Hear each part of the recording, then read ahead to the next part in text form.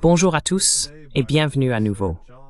Nous sommes rejoints aujourd'hui par le professeur John J. Mearsheimer pour discuter des règles d'un ordre mondial multipolaire ainsi que des difficultés rencontrées par les États-Unis et l'Europe pour s'adapter à ce nouveau système. Donc oui, bienvenue à nouveau. C'est un plaisir de vous avoir ici encore une fois. C'est ravi d'être ici, toujours, Glenn. Nous avons donc constaté qu'après la guerre froide, le comportement non seulement des États-Unis, mais aussi de l'Europe, a commencé à changer. Et cela était en grande partie tout à fait naturel, car l'ordre mondial bipolaire avait été remplacé par un ordre mondial unipolaire. Cependant, la répartition internationale du pouvoir dans les années 1990 et 2000 était très différente de celle d'aujourd'hui. À votre avis, comment le passage à une répartition multipolaire du pouvoir a-t-il influencé ce que devraient effectivement être les règles du système international? En réfléchissant davantage à ce que les États-Unis peuvent accomplir en fonction de la manière dont ils doivent agir aujourd'hui.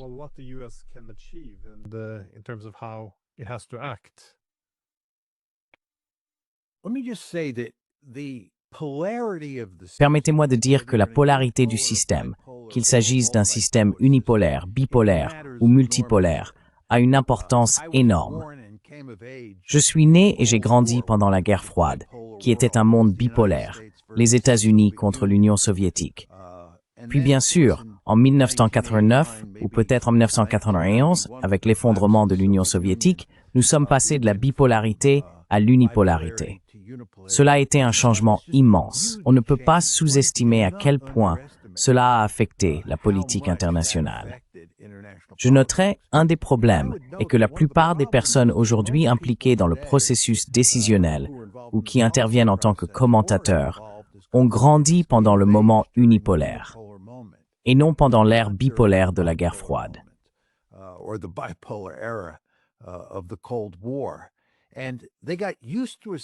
Ils s'étaient habitués à une situation durant la période d'unipolarité où les États-Unis et leurs alliés européens étaient extrêmement puissants et disposaient de toutes sortes de leviers à travers le monde.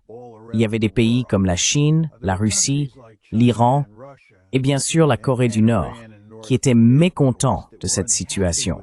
Mais ils ne pouvaient pas faire grand-chose car il y avait une seule puissance dominante, les États-Unis, soutenue sans réserve par les Européens. Mais ce qui se passe, à mon avis, autour de 2017, on peut débattre du moment exact où le monde est passé de l'unipolarité à la multipolarité. C'est que nous sommes sortis d'un monde unipolaire pour entrer dans un monde multipolaire.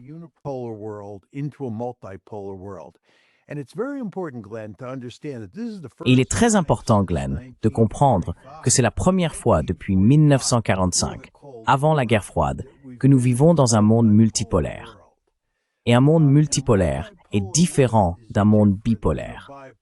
Un monde bipolaire est relativement simple parce que vous avez deux grandes puissances. Elles se font face et d'une manière très importante, elles se partagent en quelque sorte le monde entre elles. C'est une simplification excessive, mais cela saisit en quelque sorte l'essence de ce qui se passe dans la bipolarité. Mais dans un monde multipolaire comme celui dans lequel nous vivons, il y a trois grandes puissances différentes, et il y a aussi une multitude de puissances majeures. Des pays qui ne sont pas tout à fait des grandes puissances, mais qui exercent beaucoup d'influence dans le système.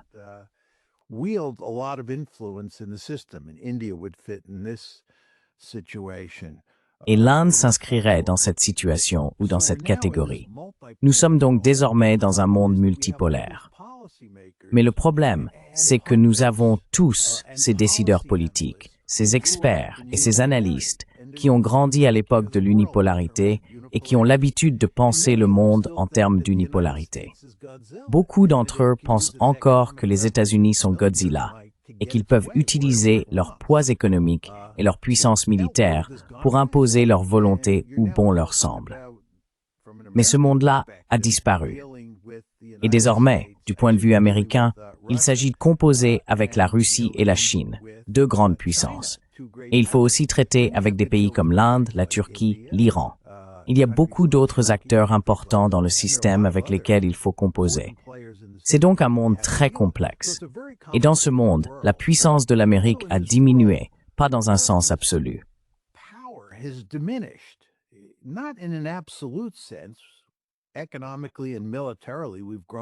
Économiquement et militairement, nous sommes devenus plus puissants au fil du temps. Mais par rapport aux autres États du système, nous avons perdu du pouvoir. Les États-Unis font désormais face à un concurrent de même niveau, la Chine. La Chine, à laquelle les États-Unis sont confrontés aujourd'hui, est fondamentalement différente de celle qu'ils affrontaient en 1990 ou en 2000. Par conséquent, les États-Unis doivent traiter avec la Chine d'une manière différente de celle du passé. Et encore une fois, je pense que la plupart des décideurs politiques, des analystes et des commentateurs américains n'ont pas vraiment pris la mesure de ce changement. Il y a simplement des limites à ce que nous pouvons faire, nous, c'est-à-dire les États-Unis. Et en réalité, il ne s'agit pas seulement des États-Unis, il s'agit des États-Unis et de l'Occident. Ainsi, le monde dans lequel nous vivons aujourd'hui est fondamentalement différent de celui dans lequel la plupart des personnes impliquées dans le processus politique ont grandi.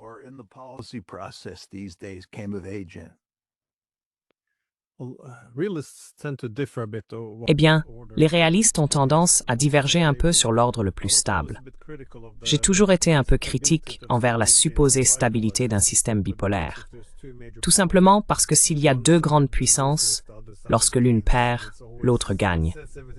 Et tout est toujours très tranché et à somme nulle.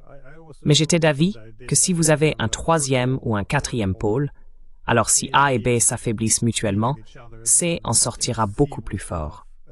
Ainsi, au XIXe siècle, les Britanniques et les Russes s'opposaient. Et soudainement, l'Amérique, l'Allemagne, le Japon, tous ces nouveaux centres de pouvoir émergent.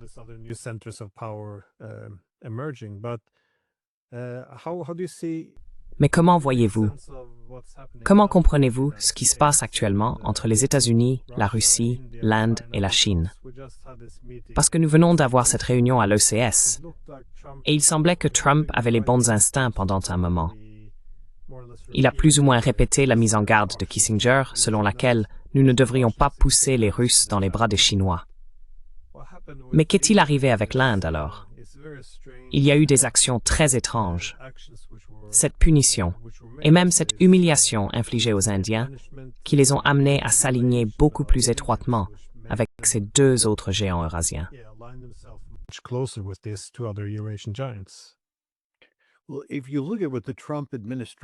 Eh bien, si vous regardez ce que fait l'administration Trump en ce qui concerne la structure d'alliance qu'elle essaie de mettre en place ou de ne pas mettre en place, cela n'a absolument aucun sens d'un point de vue de l'équilibre des puissances. Il est très important de commencer par souligner que la Chine est un concurrent de même rang que les États-Unis. Il n'y a vraiment qu'une seule grande puissance dans le système capable de rivaliser avec les États-Unis. Et c'est la Chine. La Chine est un adversaire redoutable des États-Unis, tant sur le plan économique que militaire. Donc, si vous êtes dans un système où la Chine est votre principale préoccupation et que vous voulez contenir la Chine, vous voulez contenir son ascension. Il ne s'agit pas de dire que vous voulez déclencher la Troisième Guerre mondiale contre la Chine, mais vous voulez empêcher la Chine de dominer l'Asie.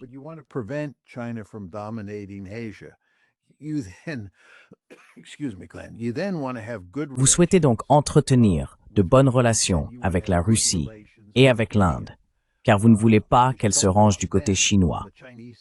Mais ce que l'administration Trump a fait, en poursuivant la guerre en Ukraine et en traitant les Russes de manière assez dure, malgré ce qui s'est passé en Alaska, c'est en réalité continuer à pousser les Russes dans les bras des Chinois. Et maintenant, ce qui s'est produit, c'est qu'en imposant des droits de douane de 50% à l'Inde et en tenant toutes sortes de propos désobligeants à son égard, Trump a poussé les Indiens dans les bras des Chinois. Ainsi, comme nous l'avons récemment vu lors de la réunion de l'OCS à Tianjin, en Chine, Les Indiens, les Russes et les Chinois deviennent tous les meilleurs amis du monde, ce qui, encore une fois, n'est pas dans l'intérêt national américain. Which again is not in the American national interest. What the Americans should want is a situation. Ce que les Américains devraient souhaiter, c'est une situation où l'Inde, la Russie et les États-Unis sont les meilleurs amis du monde. Mais c'est exactement le contraire qui s'est produit. Ce n'est tout simplement pas dans notre intérêt stratégique. Et on ne peut que se gratter la tête et se demander que pensent faire les Américains? Ou, pour le dire plus franchement, que pense faire le président Trump? C'est une violation flagrante de la logique de l'équilibre des puissances. Nous vivons dans un monde multipolaire. L'administration Trump est unanime à penser qu'il faut contenir la Chine. Eh bien, si l'on pense qu'il faut contenir la Chine, pousser les Russes et les Indiens dans les bras des Chinois n'a absolument aucun sens. Et on peut aller encore plus loin, Glenn. On peut aussi parler de pays comme l'Iran ou la Corée du Nord.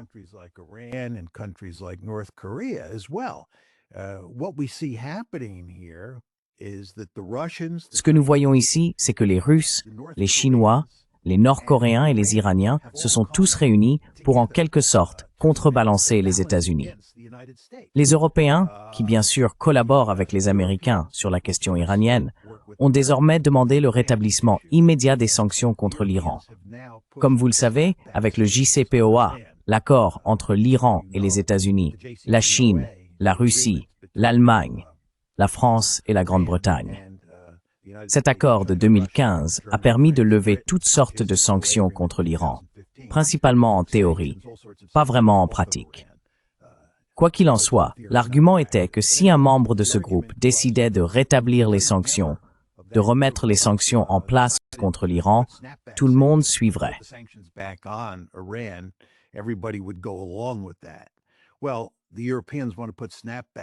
Eh bien, les Européens veulent réimposer des sanctions automatiques. Ils veulent rétablir les sanctions contre l'Iran. Et les ministres des Affaires étrangères, russes, chinois et iraniens, viennent de publier une déclaration affirmant qu'ils considèrent ces sanctions automatiques comme illégales, erronées et contre-productives, et qu'ils n'y prêteront aucune attention.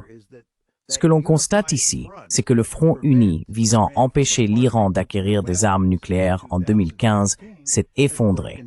Les Iraniens, les Russes et les Chinois collaborent désormais. En fait, les Russes et les Chinois aident les Iraniens à renforcer leur défense en vue d'une éventuelle attaque d'Israël ou des États-Unis.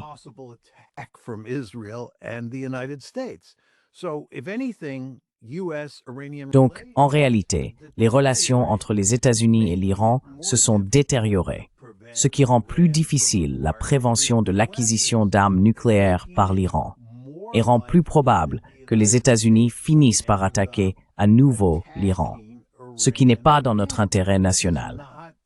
Nous devrions entretenir de bonnes relations avec l'Iran. Nous devrions faire de grands efforts pour obtenir l'aide des Russes et des Chinois afin d'empêcher l'Iran d'obtenir des armes nucléaires. Mais au lieu de cela, nous allons dans la direction opposée et nous poussons les Iraniens, les Chinois, les Russes et les Nord-Coréens à se rapprocher. Et bien sûr, juste un mot ou deux à propos des Nord-Coréens.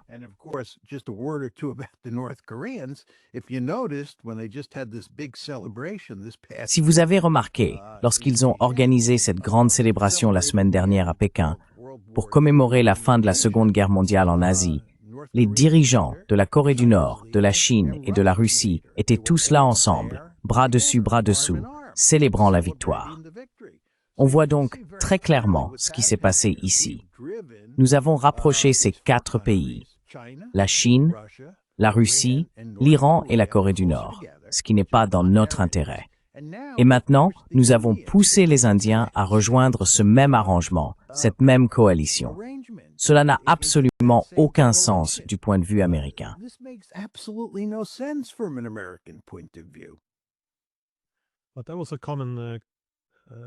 Mais c'était un avertissement courant dans les années 1990 contre l'unipolarité, car on disait que cela aurait deux conséquences. Premièrement, cela épuiserait les ressources des États-Unis et de l'Occident politique. Mais cela inciterait aussi d'autres puissances montantes à s'unir pour contrebalancer collectivement l'Occident. Dans un ordre unipolaire, pour qu'il n'y ait qu'un seul centre de pouvoir, il est logique de contenir toutes les autres puissances régionales. Mais dans un système multipolaire, cela ne fait qu'encourager l'équilibre collectif. Par exemple, décourager l'Inde de commercer avec l'Iran signifie simplement que les Iraniens deviendront plus dépendants de la Chine. Je crois que c'est en 2012 qu'Hillary Clinton a soutenu que les États-Unis devraient ralentir ou tenter de briser l'Union économique eurasiatique parce qu'elle institutionnalisait trop l'influence russe sur l'Asie centrale.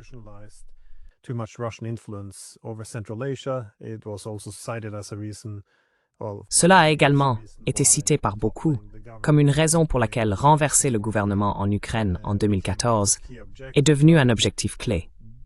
Mais si la Russie n'a pas d'influence en Asie centrale, alors l'influence de la Chine va croître de manière disproportionnée. Ainsi, toute l'idée de faire fonctionner le système vers un équilibre naturel semble être remise en cause. Je veux dire, même en Europe, il semble que, dès lors qu'on passe de l'unipolarité à la multipolarité, il vaudrait mieux que l'Allemagne et la France entretiennent de meilleures relations avec la Russie, n'est-ce pas? Plutôt que ce que nous voyons actuellement avec les accords de l'OCS qui sont conclus, tout ce gaz qui était censé alimenter l'Europe partant finalement en Chine, de sorte que la Russie devient elle aussi plus dépendante de la Chine. Il semble simplement que tout cela devrait relever du bon sens. Mais nous n'agissons pas vraiment en ce sens.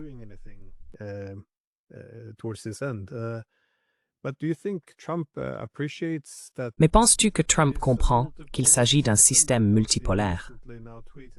Parce qu'il a récemment tweeté que la Russie et l'Inde avaient été perdues au profit de la Chine. Mais tout l'intérêt des Russes et des Indiens n'est pas de s'aligner sous la direction chinoise pour s'opposer à l'Amérique. Ils considèrent la Chine comme le principal partenaire pour œuvrer en faveur d'un système multipolaire où ils seraient des centres de pouvoir indépendants. Mais personne ne veut rejoindre un bloc chinois contre l'Amérique.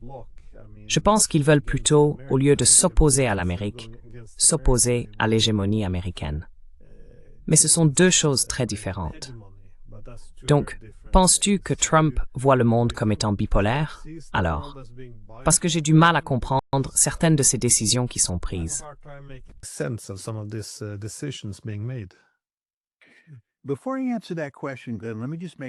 Avant que tu ne répondes à cette question, Glenn, permets-moi de faire un rapide commentaire sur ce que tu as dit à propos de nos politiques, les politiques américaines ou occidentales, pendant la période d'unipolarité, et sur ce qu'elles signifient pour le monde multipolaire dans lequel nous nous trouvons aujourd'hui.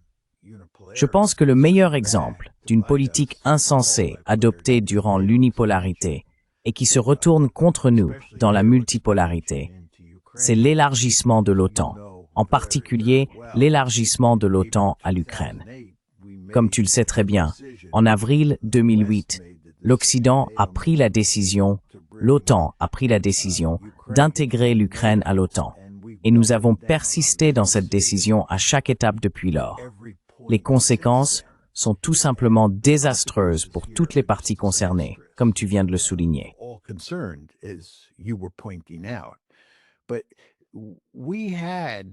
Mais nous avons fait preuve d'un immense orgueil pendant le moment unipolaire. Et cela était encore plus vrai pour les États-Unis que pour les Européens. Mais les Européens étaient prêts à suivre les États-Unis. C'était particulièrement vrai pour les Britanniques. Collectivement, nous pensions pouvoir diriger le monde, que tout nous réussissait. Et si d'autres pays n'étaient pas d'accord, nous leur imposions simplement notre volonté. C'est ainsi que nous avons abordé l'élargissement de l'OTAN. Nous savions dès le départ que les Russes s'y opposaient. Mais en 1999, nous leur avons imposé cet élargissement. En 2004, nous leur avons imposé la deuxième grande vague.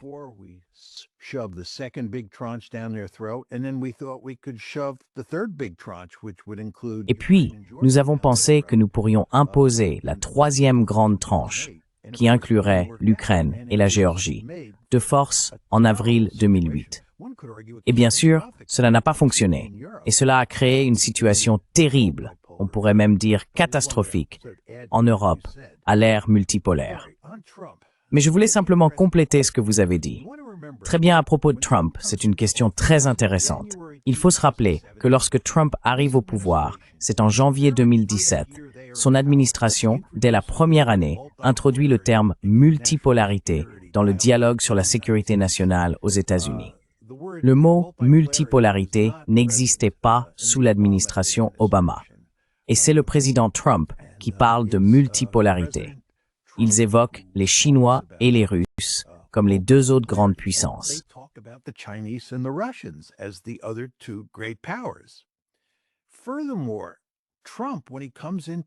De plus, Trump, lorsqu'il arrive au pouvoir, abandonne l'engagement avec la Chine, qui était une politique très libérale visant à enrichir la Chine et à la transformer en une démocratie libérale, partant du principe que nous vivrions tous heureux pour toujours.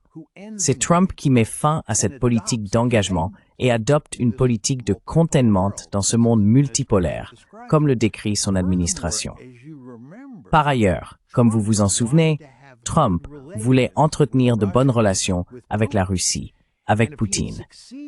Et s'il avait réussi et qu'il n'y avait pas eu d'élargissement de l'OTAN à l'Ukraine, les États-Unis et la Russie auraient aujourd'hui des relations bien meilleures qu'elles ne le sont actuellement. Que s'est-il passé? Ce qui s'est passé, c'est qu'en raison du Russiagate et du pouvoir de l'État profond, Trump s'est retrouvé tout aussi antagoniste envers les Russes que ses prédécesseurs et ses successeurs.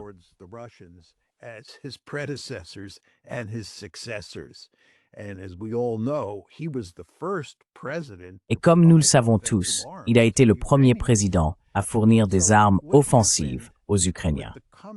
Donc ce qui s'est passé avec l'arrivée du président Trump à la Maison-Blanche en janvier 2017, c'est que nous sommes, de manière très visible, entrés dans un monde multipolaire, premièrement.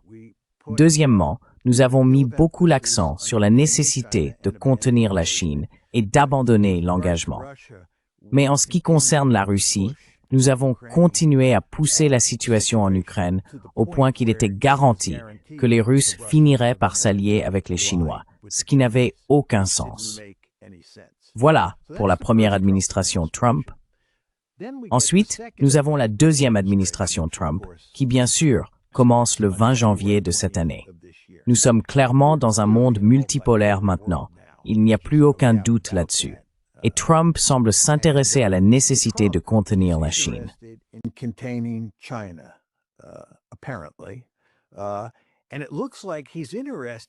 Et il semble qu'il soit intéressé à améliorer les relations avec Poutine et plus généralement avec la Russie. On dirait qu'au début, il souhaite faire lors de son second mandat ce qu'il n'a pas pu accomplir lors du premier vis-à-vis de la Russie. Mais cela ne fonctionne pas. Il s'y prend de manière tellement maladroite qu'il ne fait pratiquement aucun progrès pour régler la guerre en Ukraine. Et les relations entre les États-Unis et la Russie, malgré une apparence d'amélioration en surface, restent à peu près les mêmes qu'auparavant. Les Russes ne nous font absolument pas confiance. Les Russes sont clairement étroitement alliés aux Chinois et ils comprennent parfaitement qu'ils doivent le rester. Parce que le problème avec le président Trump, c'est qu'il change d'avis tous les 2 jours et on ne peut pas lui faire confiance.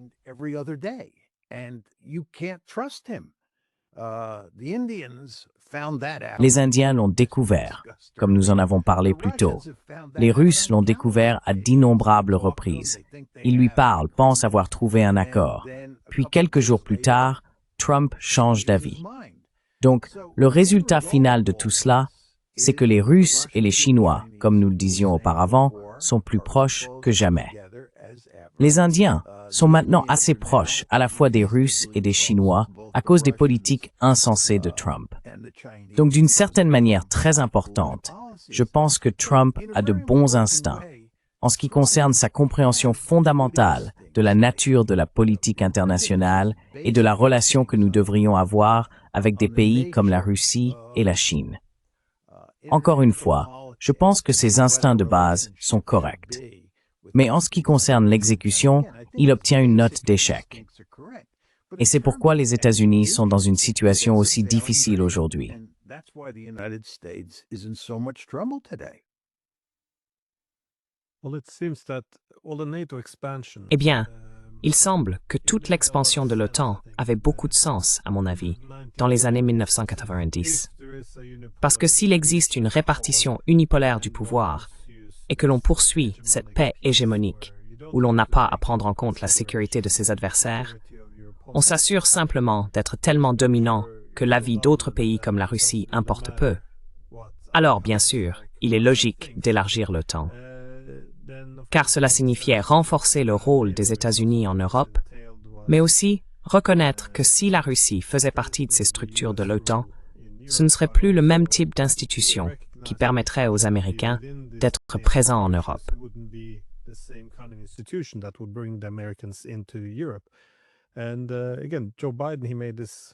Et encore une fois, Joe Biden a fait ce commentaire au Conseil de l'Atlantique, je crois que c'était en 1987, où il a dit que les Russes nous avaient prévenus que si nous élargissions l'OTAN, ils seraient alors obligés de se tourner vers la Chine comme partenaire. Et il a répondu, « Oui, allez-y.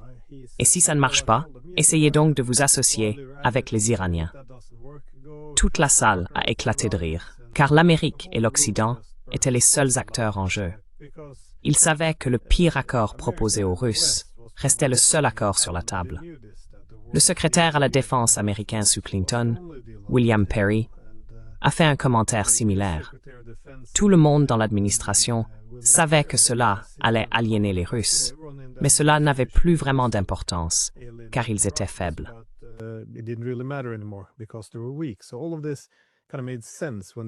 Donc, tout cela avait un certain sens lorsqu'il y avait une distribution unipolaire du pouvoir. Mais en élargissant cela à l'OTAN, et maintenant que la Russie a la capacité de riposter et de se battre, et qu'elle est en effet en train de gagner cette guerre par procuration contre l'OTAN, compte tenu de la nouvelle répartition du pouvoir que nous devons reconnaître, quelle est la solution pour sauver la situation aujourd'hui? Parce que cette expansion de l'OTAN, qui selon moi était utile pour consolider le moment unipolaire des années 1990 et 2000, n'a plus vraiment de sens maintenant, que les Russes sont à nouveau capables de gagner sur le champ de bataille, de résister aux pressions économiques, de trouver de nouveaux partenaires internationaux et de renforcer la Chine, qui est désormais le principal rival des États-Unis.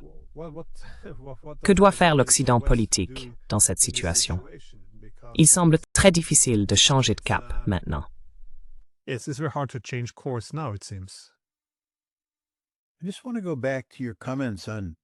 voudrais simplement revenir sur vos commentaires concernant les décisions prises dans les années 1990, en particulier en ce qui concerne l'élargissement de l'OTAN. Votre discours laissait entendre que nous réfléchissions à l'époque en termes d'équilibre des puissances. Je pense que des personnes, comme le secrétaire à la Défense Bill Perry, George Kennan, Paul Nitze, ainsi qu'un nombre important d'autres personnes, dont beaucoup étaient pourtant très bellicistes pendant la guerre froide, envisageaient l'élargissement de l'OTAN, selon moi, en termes d'équilibre des puissances. Autrement dit, ils pensaient que si nous élargissions l'OTAN, les Russes réagiraient et que nous serions alors dans une situation vraiment problématique. Et dans leur esprit, les Russes agiraient selon une logique réaliste fondamentale. C'est pourquoi ils s'opposaient à l'élargissement de l'OTAN. Mais bien sûr, ils ont perdu ce combat.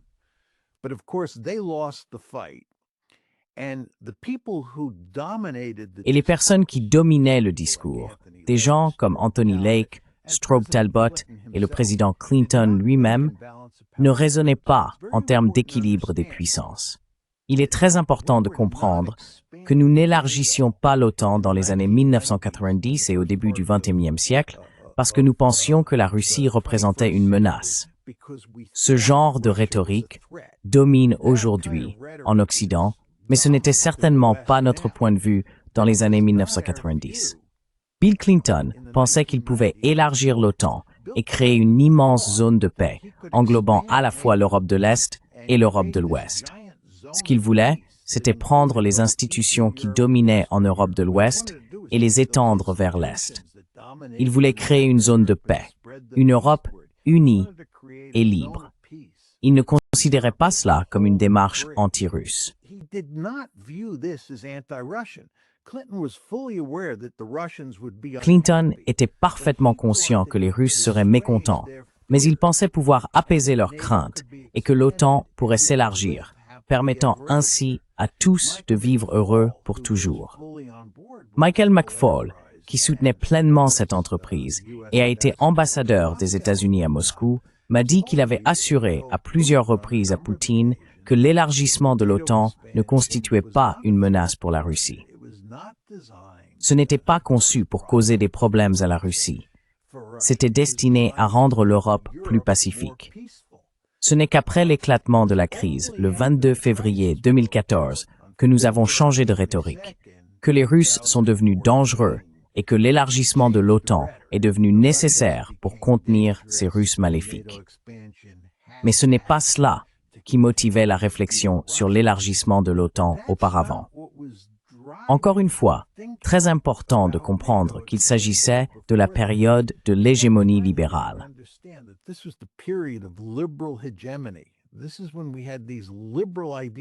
C'est à cette époque que nous avions ces idées libérales en tête, que nous pensions devoir dominer notre approche de la politique étrangère américaine. Et pour changer de sujet un instant et illustrer mon propos, il faut comprendre que les États-Unis ont joué un rôle clé dans la transformation de la Chine en grande puissance. Nous avons délibérément contribué à alimenter la croissance économique chinoise. Permettre à la Chine de rejoindre l'OMC en 2001, ce que l'administration Clinton comme l'administration Bush ont pleinement soutenu, a véritablement stimulé la croissance chinoise au début de ce siècle. Et nous l'avons fait intentionnellement parce que nous pensions que si la Chine devenait vraiment puissante, elle deviendrait une démocratie. Et comme les démocraties ne se font pas la guerre et vivent ensemble en harmonie, cette histoire aurait une fin heureuse.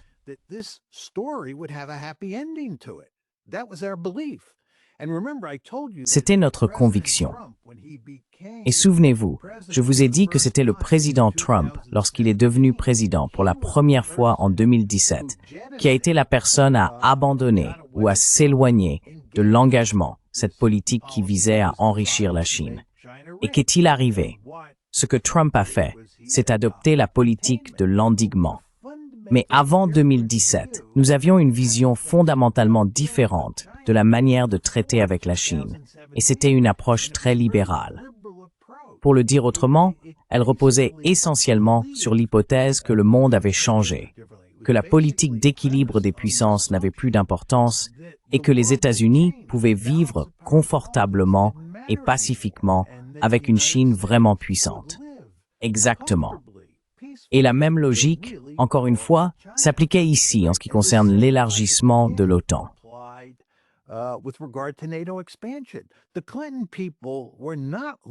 Les gens de l'entourage de Clinton ne cherchaient pas à provoquer la Russie.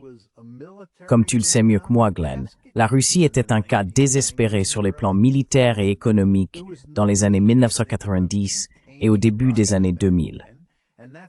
Il n'y avait aucune raison de penser à contenir la Russie à cette époque, et ce n'est pas ce qu'ils faisaient.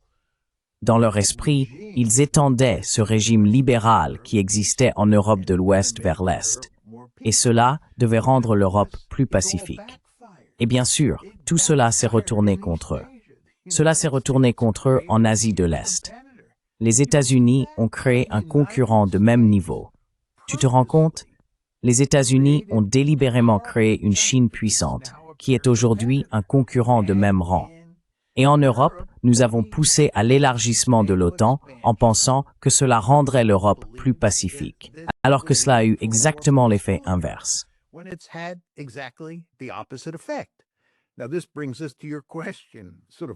Cela nous amène donc à votre question.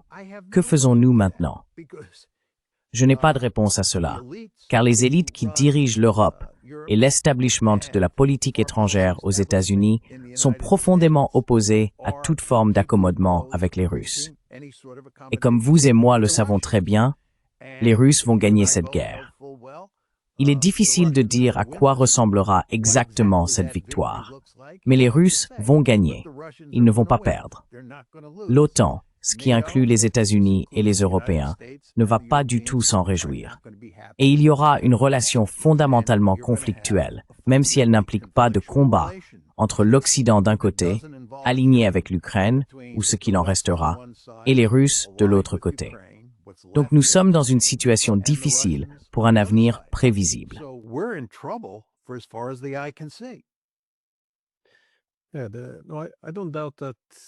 Je ne doute pas qu'il y avait une véritable conviction, liée aux présupposés libéraux, sur la manière dont les relations allaient évoluer. Encore une fois, selon la théorie libérale, on suppose que la démocratie conduit à la paix, que l'interdépendance économique conduit à la paix, et que des institutions communes mènent également à la paix. Ainsi, avec la croissance économique de la Chine, une classe moyenne émerge. Elle réclame la démocratie, et donc la paix s'installe. L'interdépendance économique entre les États-Unis et la Chine, paix. Et bien sûr, une plus grande intégration de la Chine dans des institutions communes, donc des règles partagées, l'anarchie est réduite, là aussi, la paix.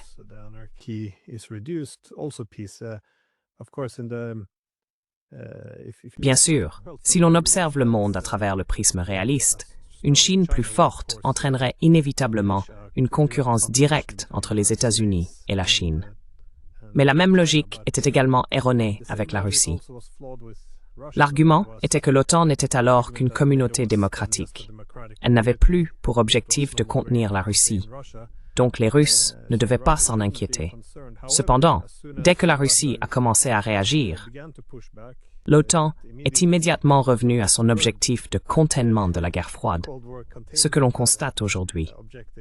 Ce qui me manque, je crois, dans tout l'Occident, c'est une certaine réflexion sur les mauvaises hypothèses qui ont été faites et une correction de trajectoire. Mais je n'ai pas vraiment vu cela jusqu'à présent.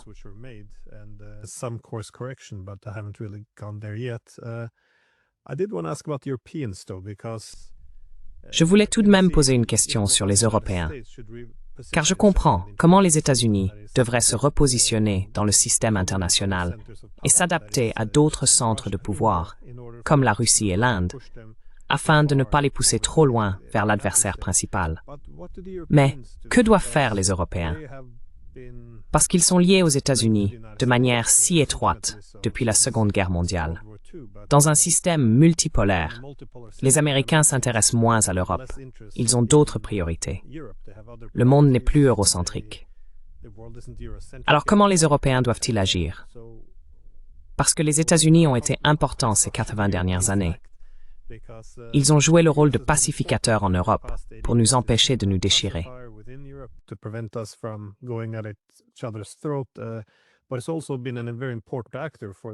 Mais cela a également été un facteur très important pour que les Européens restent pertinents après la Seconde Guerre mondiale. Quelle est la voie à suivre? Comment l'Europe, selon vous, s'adapte-t-elle à un monde multipolaire? Car dans la bipolarité, nous avions les États-Unis. Ils nous protégeaient des Soviétiques. Dans l'ordre mondial unipolaire, nous avions de grandes ambitions. L'UME était censé utiliser notre pouvoir de négociation collective. Nous étions censés être l'autre pilier. L'hégémonie collective de l'Occident politique devait reposer sur les États-Unis et l'Europe, assurant ainsi une pertinence durable dans le monde.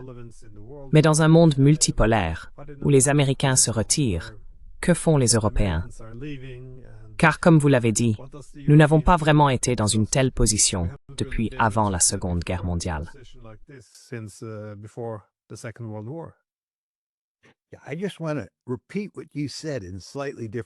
Je veux simplement répéter ce que vous venez de dire avec des mots légèrement différents, car c'est tellement important. La guerre froide était centrée sur l'Europe. Pour tous ceux qui ont vécu cette période, le front central en Europe était le cœur du conflit. L'Europe comptait donc énormément pour les États-Unis pendant la guerre froide, tandis que l'Asie de l'Est passait au second plan. Puis est venue l'unipolarité, et les États-Unis et les Européens étaient étroitement liés durant cette période. Nous sommes restés en Europe. Comme tu l'as souligné, Glenn, nous sommes restés le pacificateur américain. Et bien sûr, l'élargissement de l'OTAN, si on y réfléchit, signifie simplement plus d'implications américaines, pas moins. car les Américains cherchent désormais à étendre leur rôle de pacificateur à la moitié orientale du continent et pas seulement à la moitié occidentale.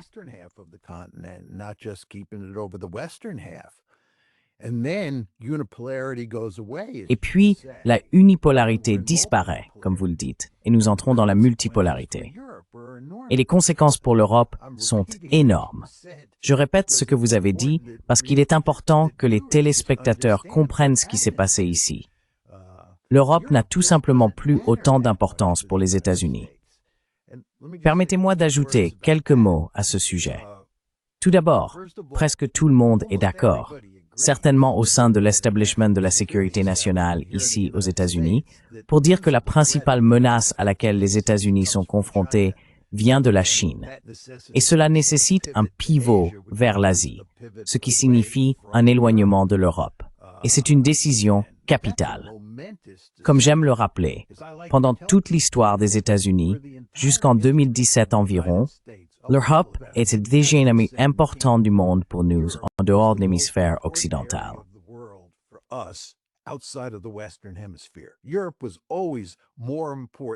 L'Europe a toujours été plus importante que l'Asie, et cela s'expliquait par le fait que les États les plus puissants du système, à part les États-Unis, se trouvaient en Europe et non en Asie de l'Est.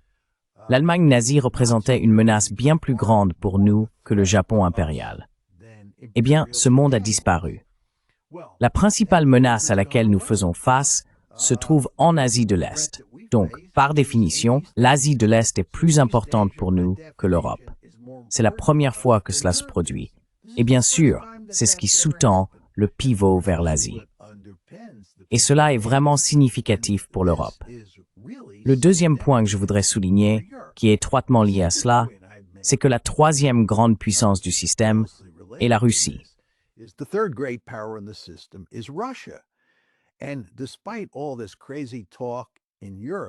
Et malgré tous ces discours délirants en Europe sur le fait que la Russie va conquérir toute l'Ukraine, puis l'Europe de l'Est, et qu'ensuite elle sera bientôt sur les plages de Dunkerque, c'est tout simplement insensé.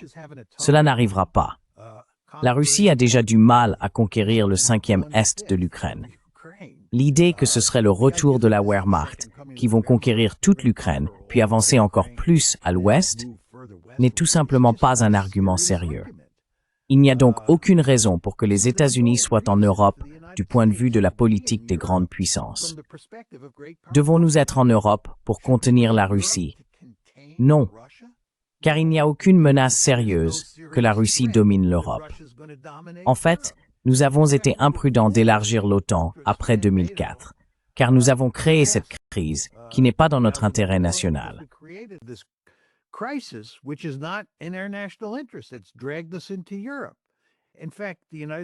Cela nous a entraînés en Europe. En réalité, les États-Unis devraient se réorienter vers l'Asie. Ainsi, on se retrouve dans une situation où les États-Unis n'ont pas vraiment d'intérêt à rester en Europe, car l'Asie de l'Est est un théâtre bien plus important, et les Chinois sont nombreux. Ils disposent de forces militaires redoutables, et les États-Unis auront besoin de toute l'aide possible pour tenter de contenir la Chine. Rester en Europe n'a donc pas beaucoup de sens. C'est catastrophique du point de vue européen, car les États-Unis ont joué le rôle de pacificateur. Les Européens, pour de bonnes raisons, je ne leur en veux absolument pas, ne veulent pas que nous partions. Car tant que l'oncle Sam est en Europe, l'OTAN reste intacte. Le pacificateur est en place et personne n'a à s'inquiéter d'une remilitarisation de l'Allemagne, n'est-ce pas?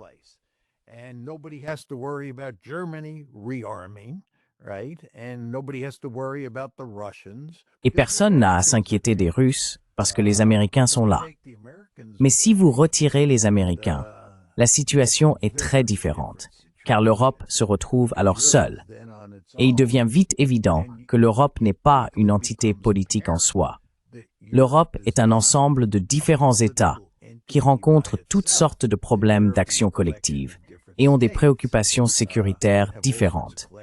Si vous êtes l'Espagne, vous percevez l'Ukraine très différemment que si vous êtes la Pologne, évidemment.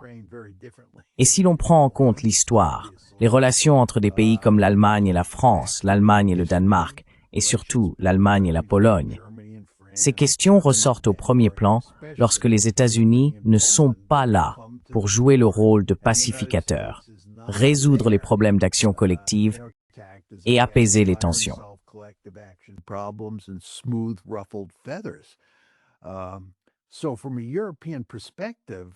Du point de vue européen, l'essentiel est d'essayer de garder les Américains impliqués. Et cela serait difficile dans tous les cas en raison des impératifs structurels ici, le fait que l'Asie de l'Est est si importante pour les États-Unis. Mais c'est particulièrement difficile parce que Trump est président et Trump, fondamentalement, déstabilise les Européens. Les Européens, bien sûr, le comprennent. Ils n'en parlent pas beaucoup parce qu'ils savent qu'il faut constamment flatter le président Trump, être aimable avec lui et ainsi de suite. Mais ils savent qu'il les inquiète et qu'ils seraient tout à fait disposés à mettre fin à l'OTAN et à quitter l'Europe.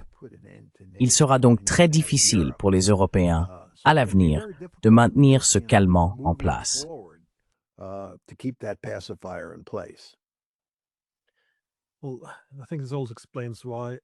Eh bien, je pense que cela explique aussi pourquoi les Européens se comportent, je suppose, de manière si différente du reste du monde. Parce que lorsque le monde était bipolaire, on choisissait soit un camp, soit l'autre. Mais en s'alliant à l'un, on s'isolait aussi de l'autre. Il était donc plus facile, je pense, d'avoir une unité en Europe sous la bipolarité. Et encore une fois, avec l'unipolarité, ce que j'ai aussi entendu du gouverneur de la Banque centrale de Hongrie et d'autres, c'est que l'Amérique était la seule option. Si vous vouliez prospérer, il fallait surfer sur cette vague, donc vous suiviez les États-Unis. Mais un système multipolaire offre beaucoup d'attrait à de nombreux pays dans le monde, parce que, contrairement au système bipolaire ou unipolaire, où il faut en quelque sorte accepter qui est le patron, dans un système multipolaire, on peut diversifier ses liens. Ce n'est pas seulement excellent pour la prospérité économique, mais cela donne aussi l'opportunité aux petits et moyens pays d'avoir une autonomie politique bien plus grande.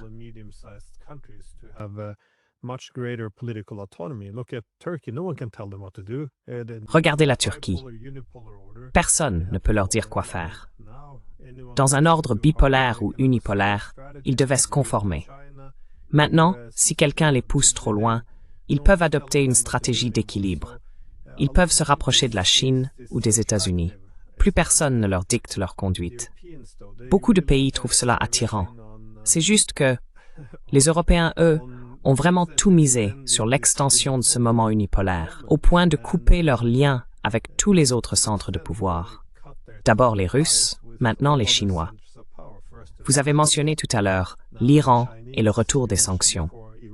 J'ai récemment parlé à un ancien conseiller de l'équipe nucléaire iranienne, et il disait que la seule raison pour laquelle ils écoutent encore les Européens, c'est parce qu'ils avaient la possibilité d'imposer ces sanctions.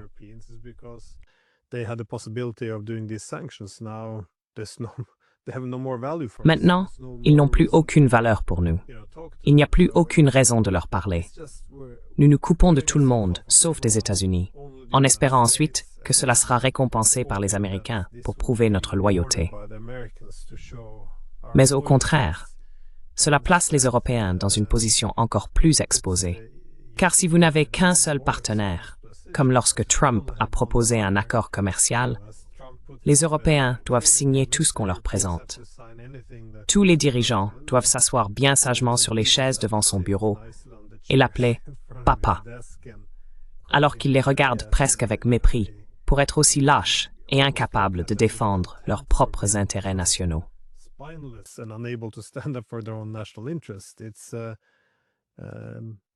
C'est un sentiment qui prévaut après la guerre en Ukraine. Certains Européens pensent qu'il est judicieux de s'aligner uniquement sur les États-Unis pour renforcer l'Occident politique, tandis que d'autres estiment qu'il faut s'adapter à la multipolarité en diversifiant les liens. Ma question est donc la suivante. Est-ce uniquement la guerre en Ukraine qui maintient les Européens unis dans un monde multipolaire? Ou pensez-vous que l'Europe commencera à se fragmenter davantage une fois la guerre terminée et que les gens commenceront à s'adapter différemment à cette nouvelle répartition du pouvoir? Car, comme vous l'avez dit, Si vous êtes la Grèce ou la Lettonie, dans un monde multipolaire, il y a très peu de choses qui unissent encore vos intérêts. J'imagine qu'ils commenceraient à s'éloigner les uns des autres s'il n'y avait plus de guerre pour les unir.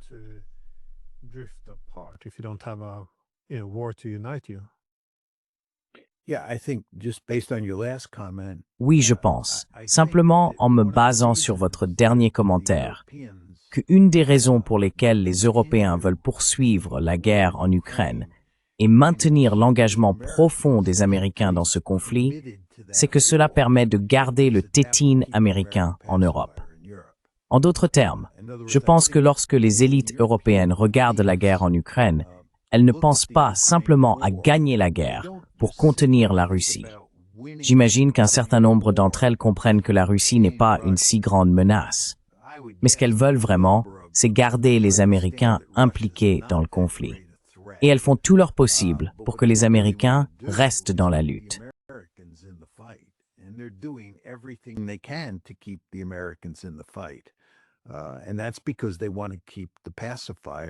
Et c'est parce qu'ils veulent maintenir la tétine en place.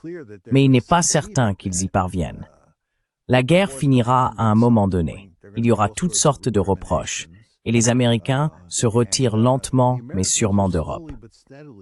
Il n'y a pas eu de grandes décisions prises, mais de façon très progressive, on peut voir les États-Unis s'orienter lentement vers la sortie. Et bien sûr, je pense que les Européens le comprennent.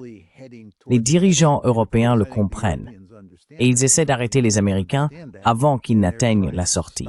Ils y parviendront peut-être, qui sait, mais la tâche est très difficile.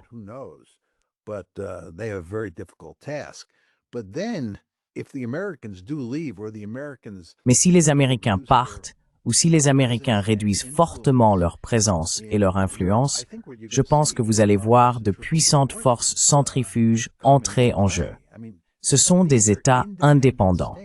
Il n'existe pas de choses telles que l'Europe en tant qu'État-nation distincte. Vous savez, les gens ont pris l'habitude de parler de l'Europe comme si c'était une entité unique. Ce n'est pas une entité unique. Elle est composée d'une série d'États-nations. Et ce qui nous a permis de parler de l'Europe comme si c'était un État unique et de prétendre que l'U-Power est une entité étatique unique, c'est le fait que vous avez ce pacificateur en place.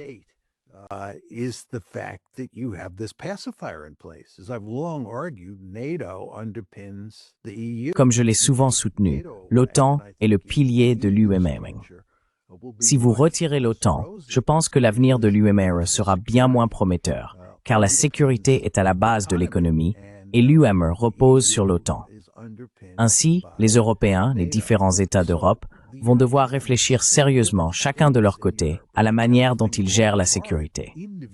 D'ailleurs, cela se voit dans la façon dont ils envisagent la gestion du dossier ukrainien. Il n'y a pas beaucoup de consensus lors de ces réunions organisées par Macron et Starmer sur la manière d'aborder la question ukrainienne à l'avenir. Ce n'est pas comme si tout le monde voulait envoyer des troupes pour stationner en Ukraine une fois les combats terminés. Évidemment, des pays comme la Grande-Bretagne et la France le souhaitent.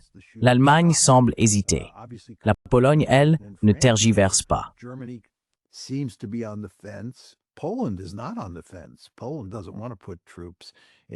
La Pologne ne veut pas envoyer de troupes en Ukraine. Et j'imagine que si l'on examine les relations entre les différents États d'Europe de l'Est à propos de l'Ukraine, on constatera toutes sortes de divergences.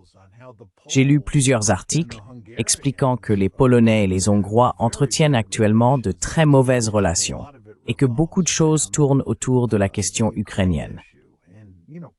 La Pologne et la Hongrie sont essentiellement des États de première ligne en Europe de l'Est. Ensuite, si l'on ajoute les Français, les Britanniques, les Allemands, il est difficile d'imaginer comment on pourrait parvenir à un consensus sur des questions importantes à l'avenir. Et encore une fois, pour nous répéter, c'est pourquoi les Européens veulent le pacificateur américain. Ils veulent que les Américains résolvent ces problèmes d'action collective.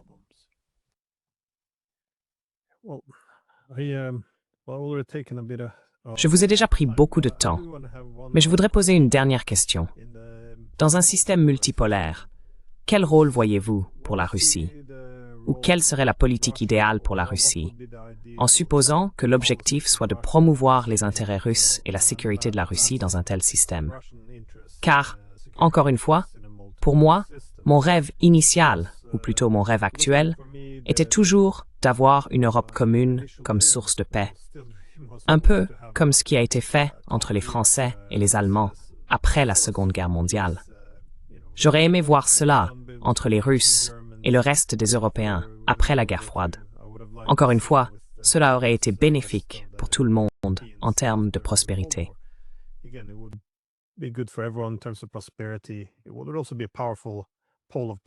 Ce serait également un pôle de puissance important dans un monde multipolaire, car l'alternative semble être de rediviser le continent et de raviver la logique de la guerre froide, ce qui rend les Européens trop dépendants des États-Unis et la Russie trop dépendante de la Chine.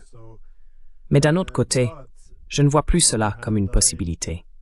En effet, j'ai écrit il y a presque 10 ans un livre intitulé « La stratégie géoéconomique de la Russie pour la Grande Eurasie », dans lequel j'exposais une théorie économique, essentiellement une théorie économique réaliste, sur la nécessité d'un équilibre des dépendances, afin de ne pas mettre tous leurs œufs dans le même panier. J'ai plus ou moins soutenu que la Chine devait être leur principal partenaire, mais qui devait aussi éviter d'être trop dépendant de la Chine, donc qui devait diversifier, impliquer les Indiens, les Iraniens et tous les autres.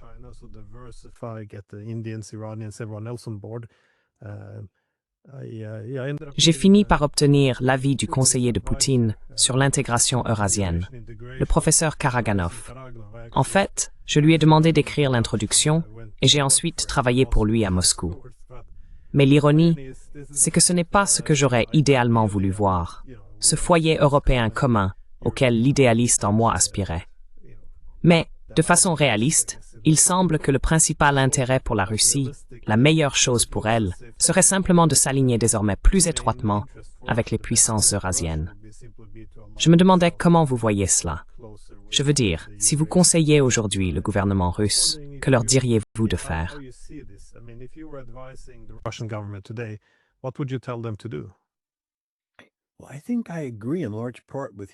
Eh bien, je pense que je suis en grande partie d'accord avec vous. Il y a 3 grandes puissances dans le système: la Chine, les États-Unis et la Russie. Je pense que, du point de vue de la Chine, il serait préférable que la Russie soit étroitement alignée avec la Chine contre les États-Unis. Du point de vue des États-Unis, il serait préférable que la Russie soit alignée avec les États-Unis contre la Chine. Cela soulève la question: quelle est la meilleure position pour la Russie? À mon avis, et je pense que c'est exactement ce que vous disiez, la Russie ne veut être trop proche d'aucune des deux. Elle veut garder ses distances. Elle souhaite entretenir de très bonnes relations avec l'Occident et elle souhaite avoir de très bonnes relations avec les Chinois.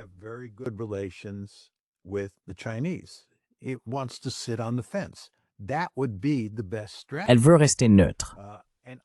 Ce serait la meilleure stratégie.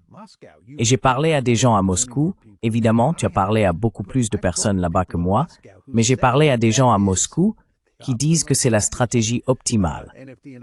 Et si les États-Unis et la Chine veulent s'engager dans une intense compétition sécuritaire en Asie de l'Est, la meilleure chose que les Russes puissent faire, c'est de rester à l'écart, ne pas s'impliquer. Et je pense que c'est intelligent. Mais il est impossible pour les Russes de poursuivre cette politique à cause de l'hostilité de l'Occident, qui a poussé les Russes dans les bras des Chinois. Donc, ils n'ont pas d'autre choix à ce stade que d'entretenir des relations de plus en plus étroites avec la Chine.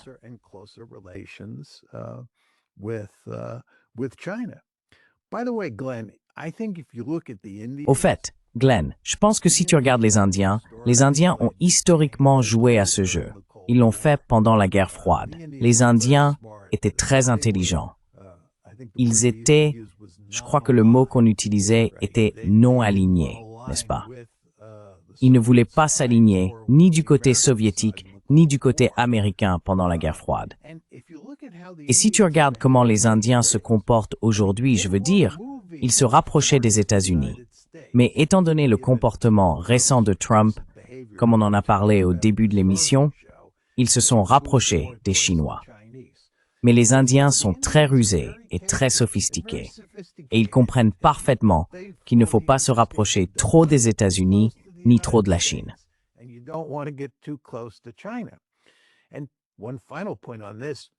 Et un dernier point à ce sujet. Cela rejoint votre remarque selon laquelle, dans un système multipolaire, il y a tout simplement beaucoup plus de flexibilité. Pendant la guerre froide, encore une fois, si vous étiez en Europe, vous n'aviez pas vraiment le choix quant au camp auquel vous alliez vous rallier. Si vous étiez en Europe de l'Ouest, vous vous aligniez sur les États-Unis. Si vous étiez en Europe de l'Est, vous vous aligniez sur l'Union soviétique. Il n'y avait tout simplement pas beaucoup de choix. C'était un monde assez simple où les deux superpuissances disposaient bien sûr d'un immense pouvoir de pression. Oui, il y avait des pays comme l'Inde qui étaient non alignés, mais dans l'ensemble, il fallait choisir son camp, surtout dans des régions comme l'Europe. Mais ce monde a disparu, et nous vivons aujourd'hui dans un monde bien plus fluide.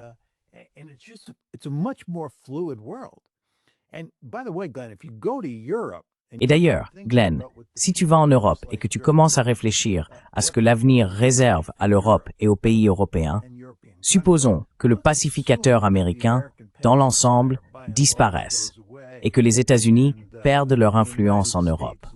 La question à laquelle les Européens seraient alors confrontés est la suivante. Comment gérer la Chine par rapport à la façon dont ils gèrent les États-Unis?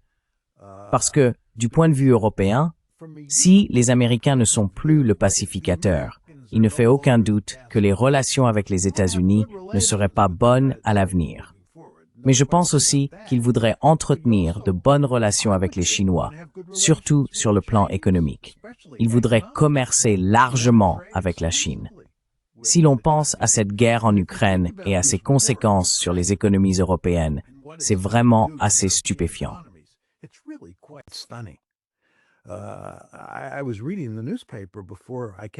Je lisais le journal avant de venir à l'émission ce matin, qui parlait de l'économie allemande et de l'économie européenne de manière plus générale pour les 2 prochaines années, et de ce à quoi nous devrions nous attendre. Le tableau est très sombre, pour le dire gentiment. Et une grande partie de cela, pas tout, loin de là, mais une grande partie provient de la guerre en Ukraine. Je pense que les Russes étaient un allié économique important de l'Europe, et perdre cet allié économique a eu de lourdes conséquences. Eh bien, à l'avenir, je pense que les Européens, s'ils sont intelligents, voudront essayer d'entretenir de bonnes relations économiques avec la Chine, ainsi qu'avec les États-Unis. Et en fait, s'ils sont intelligents, ils feront tout leur possible pour rétablir de bonnes relations économiques avec la Russie. C'est dans leur intérêt. Et ils auront la flexibilité de le faire. Pas totalement, mais ils auront beaucoup de marge de manœuvre s'ils ne sont pas dépendants du pacificateur.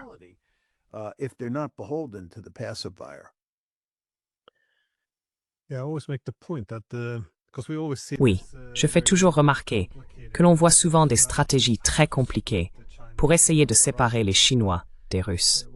Mais il n'est pas vraiment nécessaire de les diviser. Je pense que si les hostilités entre l'Occident et la Russie prenaient fin, un équilibre naturel se formerait. Les Russes ne veulent pas non plus d'une dépendance excessive envers les Chinois, car il s'agit d'une interdépendance asymétrique.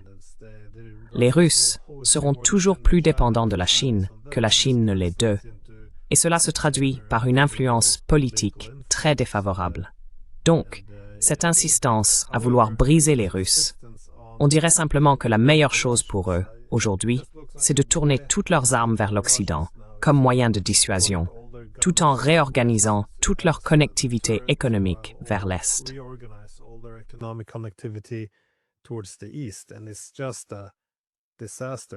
Et c'est juste, vous avez mentionné la réunion de l'OCS qu'ils viennent d'avoir.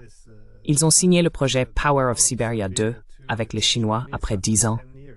Tout ce gaz arctique, qui était censé aller en Europe et alimenter nos économies pendant des décennies, part maintenant vers la Chine. Je veux dire, c'est vraiment un exercice d'automutilation. Vous essayez d'expliquer ces choses aux gens en Europe. Peut-être au moins d'avancer l'argument qu'on devrait abandonner cette expansion de l'OTAN et mettre fin à la guerre. Mais ils vous regardent presque comme si vous étiez un traître. Ils sont vraiment coincés, je pense, dans une mentalité unipolaire où cela serait une trahison contre l'hégémonie libérale, la priorité des valeurs démocratiques libérales. Je ne sais pas. Je n'arrive plus vraiment à comprendre leur position.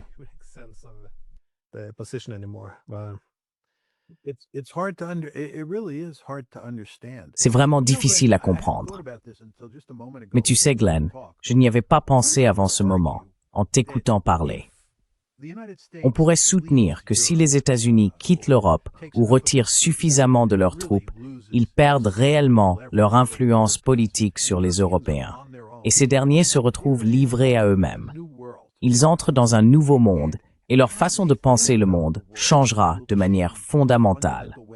Quand les Américains sont au-dessus de toi, agissant comme un pacificateur, et que tu travailles d'arrache-pied pour maintenir ce pacificateur en place, tu vas adopter un ensemble de politiques très différents, je pense, de celui que tu adopterais si les États-Unis n'étaient pas là.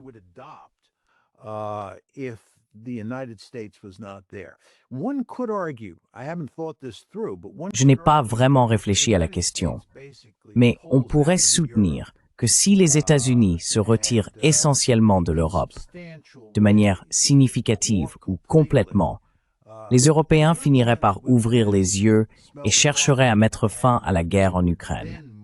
On peut continuer à alimenter la guerre en Ukraine tant qu'on considère cela comme un moyen de maintenir la présence américaine et que les Américains sont là et qu'ils assument une grande partie des coûts. Mais une fois que les Américains se retirent, qu'ils ne paient plus les coûts et que ce sont les Européens qui supportent les frais de cette guerre, et que leurs économies sont en grande difficulté, ils réfléchiront autrement. Et encore une fois, cela nous ramène à notre discussion sur la multipolarité, n'est-ce pas?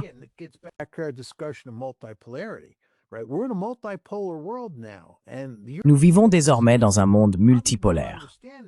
Et les Européens ne le comprennent probablement pas, car leur façon de penser s'est formée à l'époque du monde bipolaire, puis du monde unipolaire. Ce que vous disiez tout à l'heure, c'est que nous sommes dans un monde multipolaire. Et dans un monde multipolaire, il existe un ensemble différent de contraintes structurelles. Donc je pense qu'on peut soutenir que si le pacificateur américain disparaît, on assistera à un changement fondamental dans la manière dont les pays européens, et non pas l'Europe, car je ne pense pas qu'on pourra continuer à parler de l'Europe comme on l'a fait jusqu'à présent. Je pense donc que les pays européens finiront par se comporter de manière très différente vis-à-vis de la Russie et même de la Chine.